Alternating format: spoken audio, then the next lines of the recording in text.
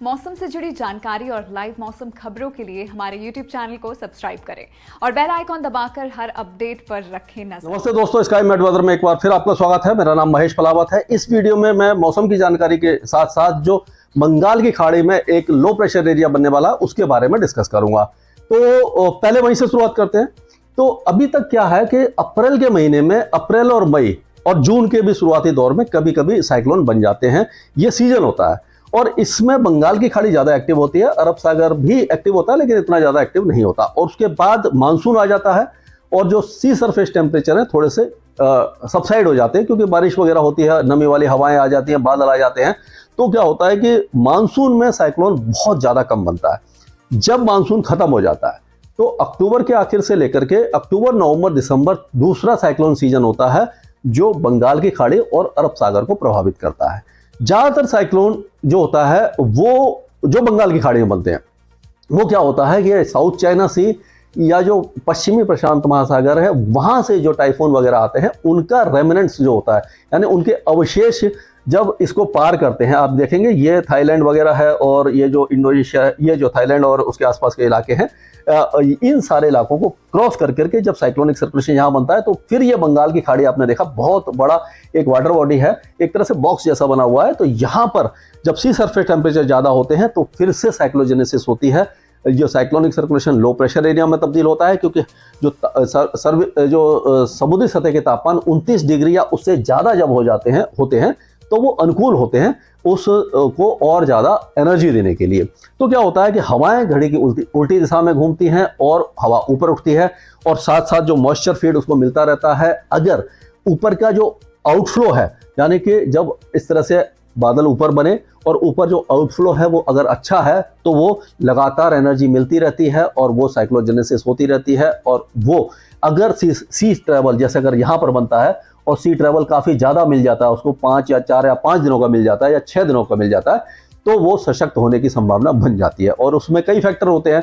Vertical wind shear अगर कम है, सी surface temperature ज्यादा है तो ये और ज्यादा सशक्त हो जाता है। तो ऐसा लग रहा है कि ये जो वेदर सिस्टम है ये हमें लग रहा है कि एक साइक्लोनिक सर्कुलेशन बनेगा और जो लगभग इस जगह पर बनने वाला है। और यह भी देखने वाली बात है, यानी कि आप कह सकते हैं साउथ अंडमान सी या उसके आसपास इधर बनेगा और उसके बाद ये आगे बढ़ेगा और हो सकता है कि यहाँ पर आते आते ये इस जगह पर आते आते लो प्रेशर एरिया बन जाए और थोड़ा सा ऊपर आकर के ये डिप्रेशन बन जाए और हो सकता है कि यहाँ पर आते आते ये साइक्लोनिक स्टॉर्म बन जाए। लेकिन अभी से अब पूरी तरह से ये कहना मुश्किल है कि ये साइक्लोन बनेगा या नहीं। लेकिन ज्यादातर मॉडल, ये जो अलग अलग मॉडल हैं वो ये दिखा रहे हैं कि कुछ ना कुछ साइक्लोजेनेसिस तो इस इलाके में होने वाली है। और अगर ये साइक्लोन बनता है तो इसका नाम होगा मोका, MOCHA, लेकिन इसको बोला जाएगा मोका। तो ये यमन के द्वारा नाम दिया गया है। जैसे हमने बताया कि जितने भी जो कंट्रीज हैं ये साउथ ईस्ट एशिया के हैं, इंडिया है, बांग्लादेश है, म्यांमार है, श्रीलंका है, पाकिस्तान है, नेपाल है, भूटान है और जो बाकी इलाके हैं, यहाँ के जो इलाके हैं यमन, ओमान वगैरह, ये सारे जो है देश वो इसको नाम देते हैं बारी बारी से।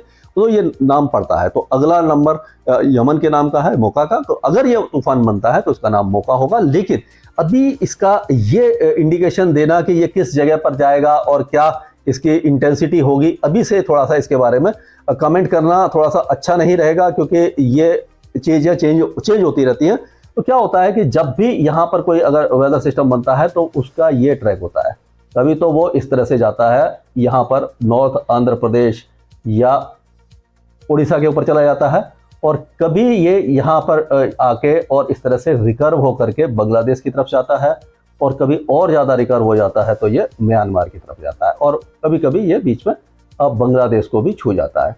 बहुत कम चांस होता है मई के महीने में, अप्रैल और मई के महीने में, कि वो एकदम ये सीधा चला जाए और वो साउथ आंध्र प्रदेश या तमिलनाडु की तरफ जाए। तो ये चांसेस थोड़े से कम होते हैं। तो चांसेस यही है कि वो नॉर्थ वेस्ट में जाएगा फिर रिकर्व करेगा। अब कितना रिकर्व करेगा ये अभी से कहना मुश्किल है क्योंकि अभी साइक्लोनिक सर्कुलेशन ही नहीं बना है।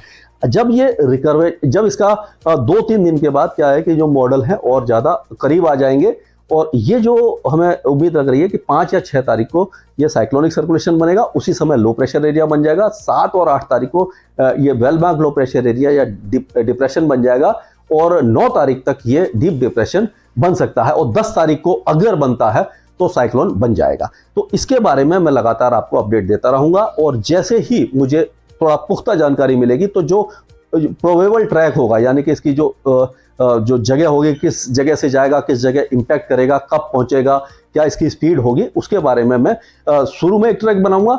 और क्या होता है कि इतनी जल्दी अगर ट्रैक बना दिया जाए, वैसे तो अलग अलग मॉडल बनाते हैं, जॉइंट टाइफून वार्निंग सेंटर बनाता है और कई मॉडल हैं, भारत मौसम विभाग भी बनाता है और कई मॉडल बताते हैं, लेकिन मैं भी कोशिश करूंगा और उसके बाद अगर उसमें कोई तब्दीली हुई तो वो भी आपको जरूर बताऊंगा। तो ये बात हुई, ये हुई साइक्लोन की बात।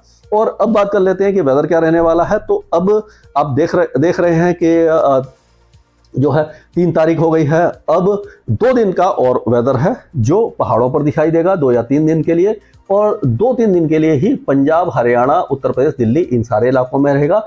अगले 24 घंटों के दौरान हमें दिखाई देगा कि गुजरात और राजस्थान के कई इलाकों में बारिश हो सकती है। उसके बाद यहाँ से बारिश हटना शुरू हो जाएगी। पश्चिमी मध्य प्रदेश से भी 24 घंटे के बाद बारिश हटना लग जाएगी और 48 घंटों के दौरान हम देखेंगे कि पूरा मध्य प्रदेश और ये जो नॉर्थ वेस्ट इंडिया है ये धीरे धीरे सरकने लग जाएगी, बारिश हटने लग जाएगी और तापमान 7 तारीख से यहाँ पर बढ़ने लग जाएंगे।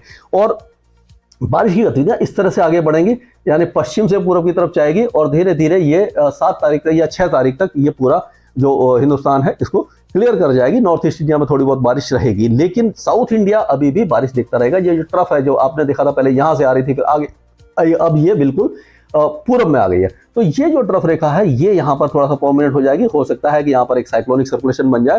तो आंध्र प्रदेश में, तेलंगाना के कुछ भागों में, south interior Karnataka, interior Karnataka, Kerala और तमिलनाडु, इन इलाकों में बारिश की गतिविधियां जारी रहेंगी। बाकी इलाकों में मौसम शुष्क हो जाएगा, यानी कि यहाँ पर तापमान देर में बढ़ेंगे, लेकिन पूर्वी भारत, मध्य भारत और उत्तर पश्चिमी भारत में तापमान बढ़ने लग जाएंगे। और 9 या 10 तारीख तक जो गर्मी है वो एक बार फिर बहुत ज़्यादा गर्मी हो जाएगी, क्योंकि जैसे ही मौसम साफ होता है हवाएं बदलती हैं। उत्तर पश्चिम दिशा से जो शुष्क हवाएं चलती हैं, क्योंकि यहाँ पर कोई वाटर बॉडी नहीं है, यहाँ से जब शुष्क हवाएं आएंगी वो तापमान को बढ़ा देंगी, गर्मी बढ़ाएंगी।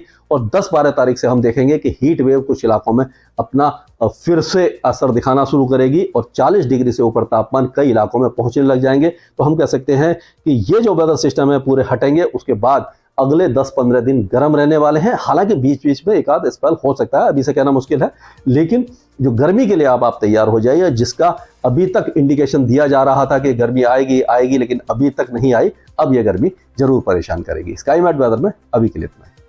मौसम से जुड़ी जानकारी और लाइव मौसम खबरों के लिए हमारे YouTube चैनल को सब्सक्राइब करें और बेल आइकॉन दबाकर हर अपडेट पर रखें नजर।